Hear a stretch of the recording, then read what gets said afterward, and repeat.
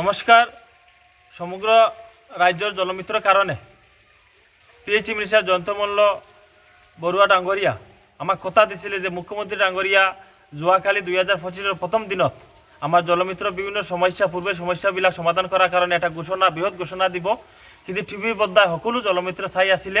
আমার মুখ্যমন্ত্রী ডাঙরিয়া জলমিত্ৰৰ কাৰণে একো মাত নামাতিলে, গতিকে সদৌ অসম কৰ্মচাৰী পৰিষদ অহাকালিৰ পৰা অনির্দিষ্টকালীন কর্মবিরতি পালন করব জলমিত্র সকলো জলমিত্র। কিন্তু তার কারণে জগরি আমার পিএইচই ডিপার্টমেন্ট আর অসম সরকার থাকিব। আমি বহুত দিনের ফালৰ পৰা দাবীখিনি জনাই আছিলোঁ, ন্যায্য দাবীখিনি। সেই ন্যায্য দাবীখিনি হ'ল আমাৰ শ্ৰমিক আইন মতে আমাৰ বৰ্তা প্ৰদান কৰা আৰু আমাৰ জীৱনৰ নিৰাপত্তা প্ৰদান কৰা আৰু পৰিয়ালবিলাকৰ সুৰক্ষা দিয়াৰ কাৰণে আমি দাবী জনাই আহিছিলোঁ। আৰু এংগেজমেণ্টবিলাক দি থৈছে ইউজাৰ কমিটিৰ মাধ্যমত। আমি এংগেজমেণ্টৰ পৰৱৰ্তী কেৱল মাত্ৰ টেম্পৰাৰী এংগেজমেণ্ট বিচাৰিছিলোঁ।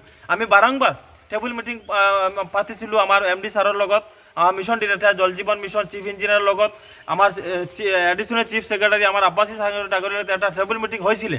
আজি ইমানখিনি মাইনাছ হোৱাৰ পিছতো আজি আমাৰ সিদ্ধান্ত নলোৱাৰ কাৰণে আমি অল আসাম পিএইচই অস্থায়ী কর্মচারী পরিষদে সমগ্র রাজ্যব্যাপী কর্মসূচী পালন করিম। তার বাবে জগরিয়া থাকিব আমার অসম সরকার আর আমার জনস্বাস্থ্য কার্যকরী বিভাগ। আর এটা কথা, আমি বারবার আমি আন্দোলন করব নিবিচাৰোঁ, কিন্তু গণতান্ত্ৰিক পদ্ধতি আন্দোলন অহাকালিৰ পৰা স্টাৰ্ট কৰিম। তাৰ কাৰণে বৃহৎ আন্দোলন ঘোষণা হ'ব। কেৱলমাত্ৰ আমাৰ খেলাৰ পুতুলাৰ নিচিনা নচাইছে, আমাৰ ফুটবলৰ নিচিনা নচাইছে। আমি জলমিত্ৰবিলাকে ইমান দিনে ৰাতি লাগি কাম কৰি আছোঁ। আমাৰ হাই ভোল্টেজ আছে, আপোনাৰ নিশ্চয় চাইছে 11,000 ভোল্টেজত আমি আমাৰ দুখিছে, মানুহবিলাক বহুত দুখাইছে। আৰু যোৱাকালিও এজন মানুহ মৰিছে। গতিকে আমি মুখ্যমন্ত্ৰী ডাঙৰিয়া এবং পিএইচই মিনিস্টাৰ জয়ন্ত মল্ল ছাৰক আমি বাৰংবাৰ অনুৰোধ কৰিছিলোঁ যে আমাক কিবা এটা আলোচনা যোগেদি সমাধান কৰিব লাগে। আমি তেখেতৰ অপেক্ষাত আমি দীৰ্ঘ 6 মাহ অপেক্ষাত আছিলোঁ, কিন্তু আমাৰ কোনো গুৰুত্ব নিদিলে। গুৰুত্ব নিদিয়াৰ কাৰণে ৰাইজৰ হেঁচাত আছে। জলমিত্ৰবিলাকে আমাৰ দিনে ৰাতি ফোন কৰি আছে।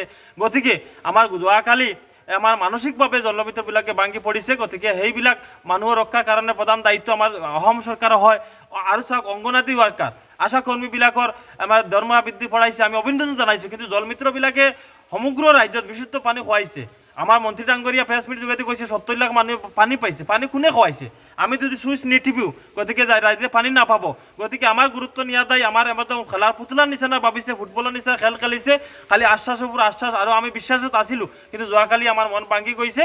আমি সমগ্ৰ ৰাজ্যে জলমিত্ৰবিলাকে কৰ্মসূচী পালন কৰিম আৰু পৰৱৰ্তী কালত আমি গণতান্ত্ৰিক পদ্ধতিতে আমাৰ আন্দোলনৰ কাৰ্যসূচী চেঞ্জ কৰিব পাৰিব।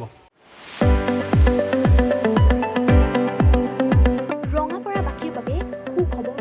আপুনি যদি দুচকীয়া বাহন ল'ব বিচাৰিছে, তেন্তে এতিয়াৰে পৰা আৰু চিন্তাৰ কোনো প্ৰয়োজন নাই।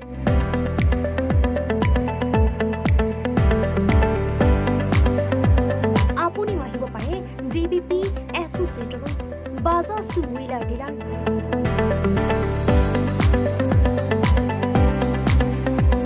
আমাৰ ঠিকনা ৱাৰ্ড নং 8, ঠাকুৰবাৰী ৰোড, ডাকঘৰ, ৰঙাপাৰা, জিলা শোণিতপুৰ। আমাৰ যোগাযোগৰ নম্বৰ 9435707133 9707967285285।